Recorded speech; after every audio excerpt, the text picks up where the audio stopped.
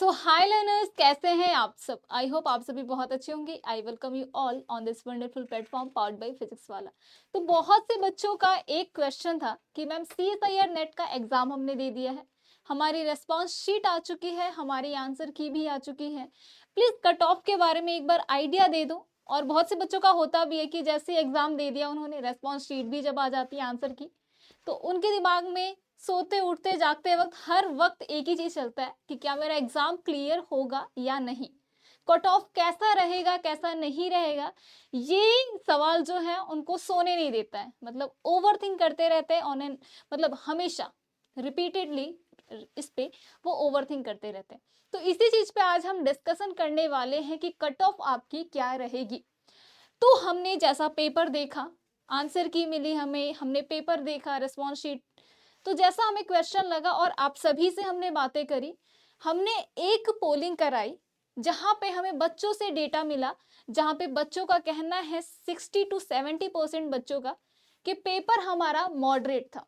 तो वहीं पे 10 से 12% बच्चों का कहना है कि पेपर डिफिकल्ट था, है ना, डिफिकल्ट यानी कि मॉडरेट से भी थोड़ा डिफिकल्ट था। वहीं में 10 से 12% बच्चों का कहना है कि पेपर बहुत आसान था। तो इस तरीके से डेटा आया है। तो ये तो वही बात हो गई 10 से 12% वालों की, जो हमेशा कोई भी एग्जाम हो हमेशा उनका होता है पेपर बहुत इजी और पेपर बहुत डिफिकल्ट था। अब ये कौन से बच्चे हैं, तो बच्चे ये जो हैं, ये तो पहली बात जो जिनको आसान लगता है वो है ड्रॉपर्स, यानी कि जिनकी मास्टर्स वगैरह हो चुकी है, जो बहुत टाइम से प्रिपरेशन में लगे हुए हैं, उनके लिए हो सकता है कि पेपर आसान हो, बट उनके डेटा पे ये पेपर डिफाइन नहीं होता है, कट ऑफ उन पे नहीं जाती है।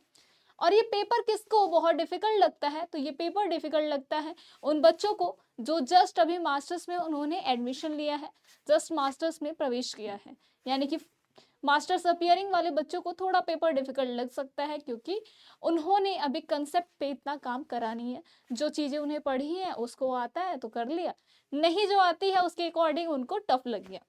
तो ये तो उन बच्चों की बात हो गई। अगर हम एवरेज बच्चों की बात करें, जो है 60 to 70%, जिनका कहना है कि पेपर मॉडरेट था। अब ये कौन से बच्चे हैं, ये वो बच्चे हैं जो मास्टर्स अपियरिंग में भी है, फाइनल ईयर्स में भी है, फर्स्ट ईयर में भी है, पास आउट भी है, मतलब बहुत सारे बच्चों का ये कलेक्शन है जिनका कहना है कि पेपर मॉडरेट आया था। तो इस चीज पे हम डिस्कशन करते हैं कि पेपर मॉडरेट था। तो सबसे पहले हम लिखते हैं कि पेपर वॉज मॉडरेट।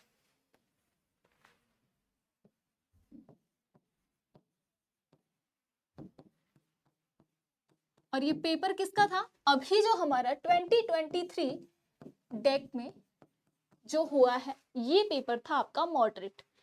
अब यहां से कट ऑफ की बात आती है, तो कट ऑफ हमेशा, अब देखो एक्सपेक्टेड कट ऑफ तो हम वही बता सकते हैं प्रीवियस कट ऑफ को लिंक करके, वहां से एनालाइज करके डेटा। तो प्रीवियस ईयर की बात करें, जो प्रीवियस टाइम जो हमारा एग्जाम हुआ था, तो वो एग्जाम था आपका 2023 जून।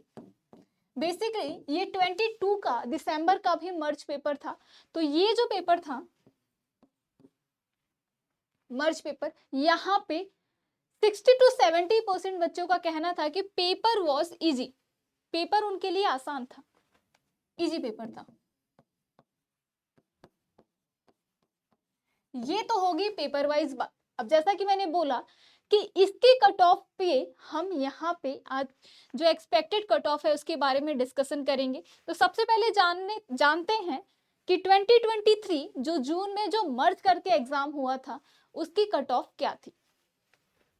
तो सबसे पहले आता है आपका general, then EWS, then OBC, then SC, then ST। ठीक है। अगर हम JRF की बात करें तो JRF के लिए आपकी 2023 जून में बच्चों गई थी, ये सारा है आपका 2023 जून।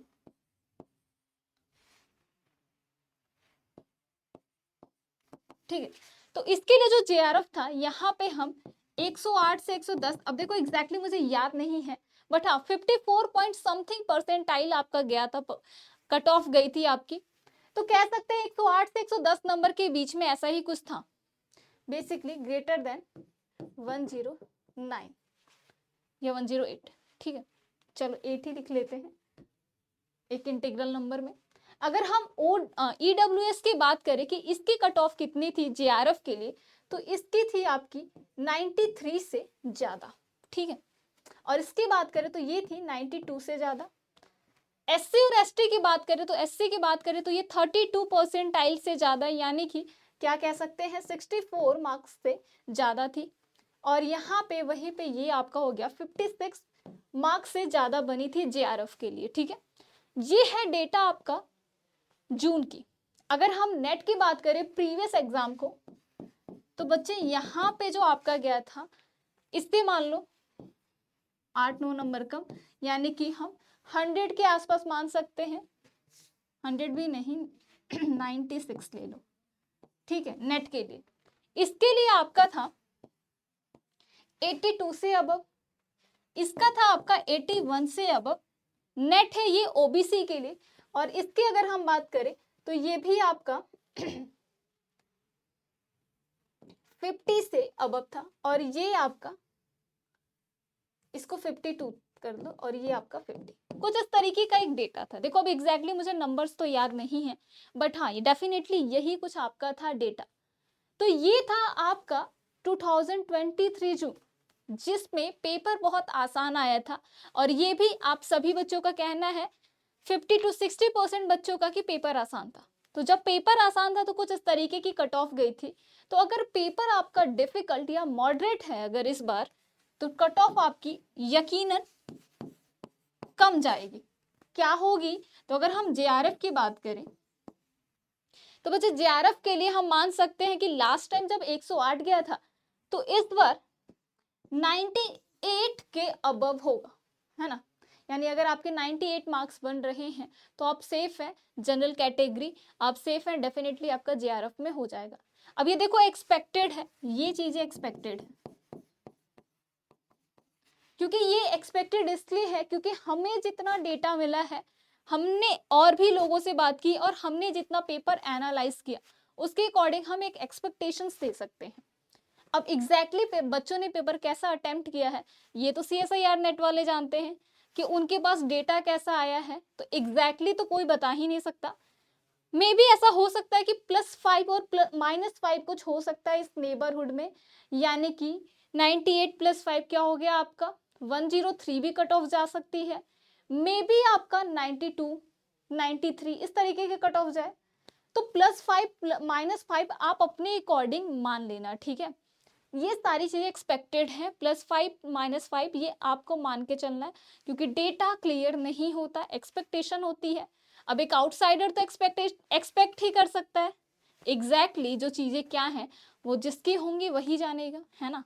चलिए हम बात करते हैं EWS की कि इसकी कितनी जाएगी, तो डेफिनेटली इसकी आपकी जाएगी 91 से ज्यादा, ठीक है।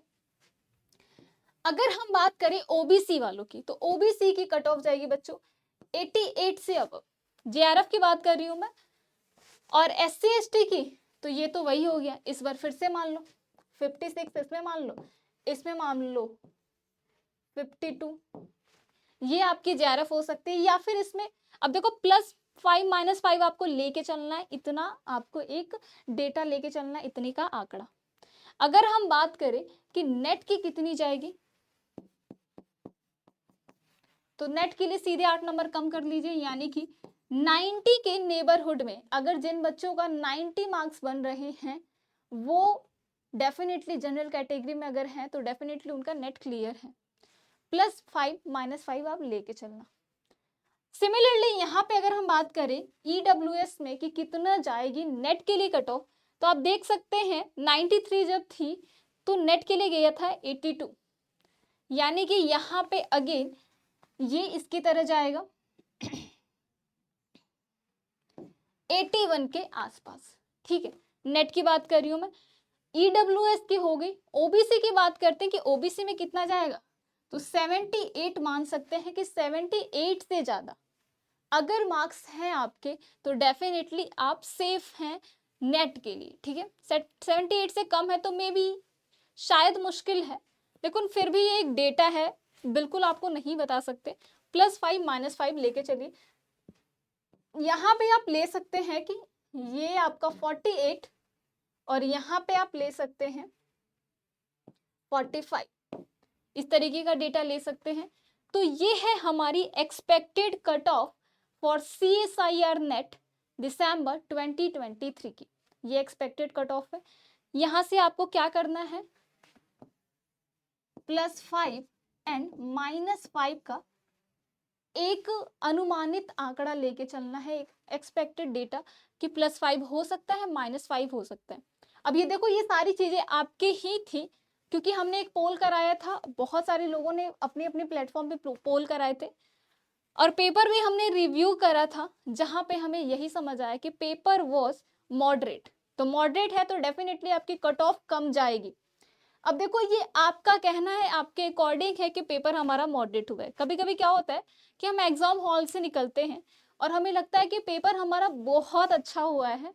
जैसे ही आंसर की आती है, जैसे ही हम अपने मार्क्स को वेरीफाई करते हैं, कैलकुलेट करते हैं, इवेल्युएट करते हैं, तो वहां पे हम देखते हैं कि हमारे मार्क्स तो बहुत कम बन रहे हैं, हम तो क्लियर तक नहीं कर पा रहे हैं, कट ऑफ क्लियर नहीं कर पा रहे, मतलब लग जाता है कि कट ऑफ भी क्लियर नहीं हो पाएगी जैसे मार्क्स बने हैं। क्यों? क्योंकि हमने सिली मिस्टेक्स बहुत सारे कर दिए हैं।